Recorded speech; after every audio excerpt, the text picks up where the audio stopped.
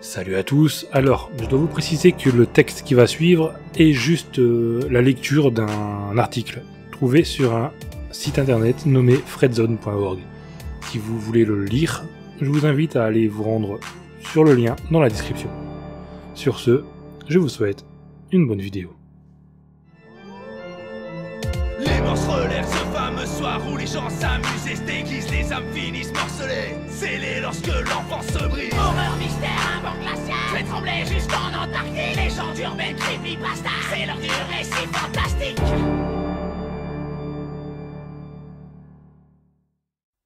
Dans les livres d'histoire, le Moyen-Âge est présenté comme l'âge sombre. En revenant sur les faits et les pratiques qui ont marqué cette période historique, on comprend pourquoi. Quand on pense au Moyen-Âge, on pense souvent aux guerres, aux maladies et à la famine. Mais pas que. La torture occupait également une place importante dans la société médiévale. Elle était utilisée pour punir les mécréants et faire régner l'ordre. À l'époque, les bourreaux faisaient preuve d'une grande cruauté et de beaucoup de créativité.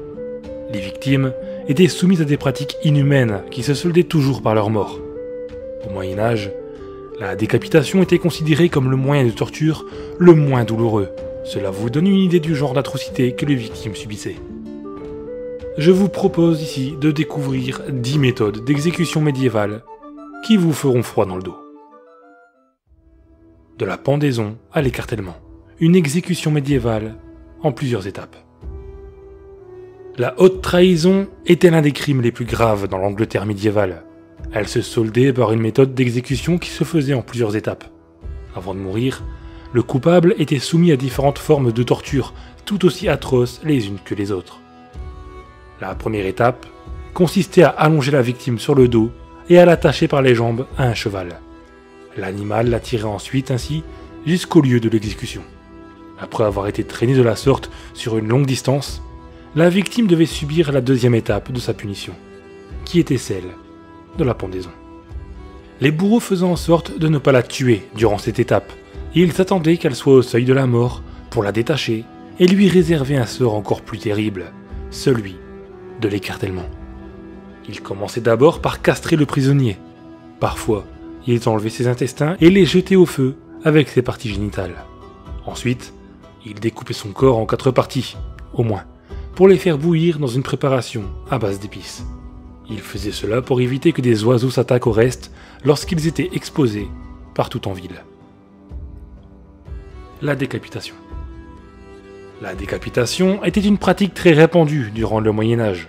Elle était considérée comme l'une des formes les plus nobles d'exécution, car elle était rapide et garantissait une mort immédiate, du moins dans la plupart des cas. Au départ, les coupables étaient décapités à coups de hache. C'est le sort qui a été réservé à la comtesse de Salisbury, Margaret Pole, en 1541. Sa tête et ses épaules ont été taillées en pièces à l'aide d'une hache par un bourreau inexpérimenté. Les plus chanceux étaient décapités avec une épée. L'exécution par éléphant. Pendant l'époque médiévale, les éléphants étaient utilisés par les bourreaux pour torturer et tuer leurs victimes. Cette pratique était très courante en Asie du Sud-Est. En Inde, elle était connue sous le nom de Gunga-Rao. L'exécution par éléphant s'est ensuite frayé un chemin jusqu'au monde occidental. Le principe de cette méthode d'exécution est simple et des plus barbares. Les bourreaux utilisaient le pied de l'éléphant pour écraser la tête ou l'abdomen du coupable. Au fil du temps, ils ont mis au point des techniques de torture encore plus abominables. Par exemple, à Delhi, un sultan a équipé les défenses d'un éléphant de lames pointues pour déchiqueter les prisonniers. L'exécution par éléphant a disparu progressivement à partir du XIXe siècle. L'écrasement. Au Moyen-Âge, les bourreaux avaient recours à la méthode d'écrasement pour soutirer des aveux à des personnes qui refusaient de plaider coupables d'un crime. Ils utilisaient des pierres et des objets lourds pour écraser le torse des victimes. Dans la plupart des cas, cette méthode entraînait la mort des prisonniers. Certains mouraient par suffocation. D'autres subissaient un sort plus terrible. Leurs os se brisaient durant le processus et éclataient à travers leur peau. La mort par gibet. La mort par gibet était une forme de torture cruelle. Elle consistait à emprisonner le coupable dans une cage en métal de forme humaine. Cette cage était accrochée à un gibet, c'est-à-dire une sorte de potence en bois. Dans la plupart des cas, les victimes étaient exécutées avant d'être suspendues au gibet. Il arrivait toutefois qu'elles soient encore en vie. Dans ce deuxième cas de figure, elles étaient piégées dans la cage de métal pour être exposées aux yeux de tous. Elles étaient immobilisées pendant plusieurs jours et finissaient par mourir de faim. L'aigle de sang viking. Âme sensible, s'abstenir. Si vous supportez mal l'évocation de la douleur, le récit de cette méthode d'exécution risque bien de vous faire tourner l'œil. Comme son nom l'indique, cette pratique nous vient des Vikings. La victime était attachée au niveau des pieds et des mains pour l'empêcher de bouger. Pour commencer, le bourreau la poignardait dans le coccyx pour remonter jusqu'à sa cage thoracique. Les côtes étaient ensuite séparées de la colonne vertébrale à l'aide d'une hache pour être déployées vers l'extérieur. Cela exposait les organes internes à l'air libre. Le bourreau les saupoudrait alors de sel pour maintenir la victime éveillée. Après cela, il arrachait ses poumons pour les placer sur les côtes afin de former 2 ailes ensanglantées. La mort par ébouillantage. L'empereur romain Néro a tué des milliers de chrétiens par ébouillantage, et ce, bien avant le Moyen-Âge. Cette forme de torture a ensuite été reprise par le roi Henri VIII, pour punir tous ceux qui ont eu recours au poison pour commettre un meurtre. Les prisonniers qui avaient écopé de cette sentence étaient placés dans un large baril qui contenait un liquide bouillant. Cela pouvait être de l'eau, de l'huile, de la cire ou même du plomb fondu.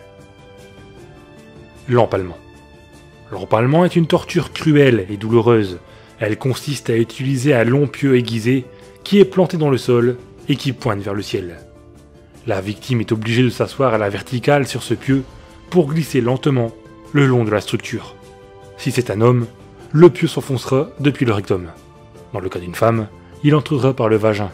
Le pieu traversera leur corps pour ressortir par leur gorge ou leurs épaules. Certaines victimes mettent des heures, voire même des jours à mourir. L'emmurement. Le moins que l'on puisse dire, c'est qu'au Moyen-Âge, les bourreaux ne manquaient pas d'imagination. Ces derniers avaient parfois recours à ce qu'on appelle l'emmurement. À l'époque, cette pratique était très populaire. Le principe était plutôt simple, il suffisait de murer une personne dans un espace étroit ou dans un cercueil. Au fil des jours, les victimes finissaient par mourir de faim, de soif ou d'asphyxie. Cette pratique était encore d'usage dans les années 1900. Être brûlé sur un bûcher.